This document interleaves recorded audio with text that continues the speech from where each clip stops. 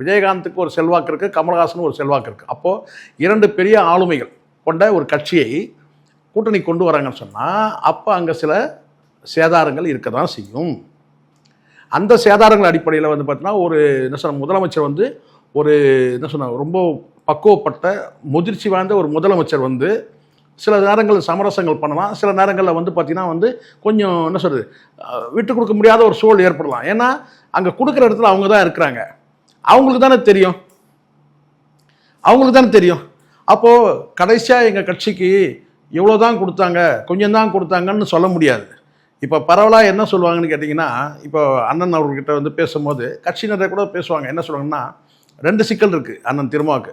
ஒரு சிக்கல் சீட்டு எண்ணிக்கை வந்து பெறும்போது மற்ற கட்சிகளை காட்டிலும் புதுசாக வந்த கட்சிகள், அது மக்கள் நீதி மையமாக இருக்கட்டும் அல்லது தேமுதிக இருக்கட்டும், நாங்கள் நீண்ட காலம் பயணிக்கிற ஒரு அந்த ஆட்டிடியூட் ஒன்று இருக்குது. நீண்ட காலம் நாங்கள் பயணிக்கிறோம்.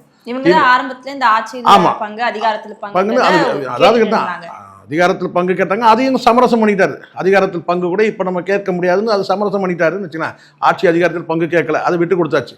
ஆனால் சீட்டு எண்ணிக்கைன்னு வரும்போது பார்த்தீங்கன்னா பிரதான கட்சிகள் வந்து இன்றைக்கி வந்து இங்கே கூட்டணியில் இருக்கிற கட்சிகளில் வந்து இன்றைக்கி முக்கியமான கட்சி விசிகா இருக்குது. இப்போ புதிதாக வந்து சேர்ந்த கட்சி தேமுதிக ஆகட்டும், அது மக்கள் நீதி மையமாக இருக்கட்டும்னா அவங்களுக்கு கொடுக்குற சீட்டை காட்டுங்க நம்ம கூடுதலாக பெறணுன்ற ஒரு கட்டாயம் இருக்க தான் செய்யுது.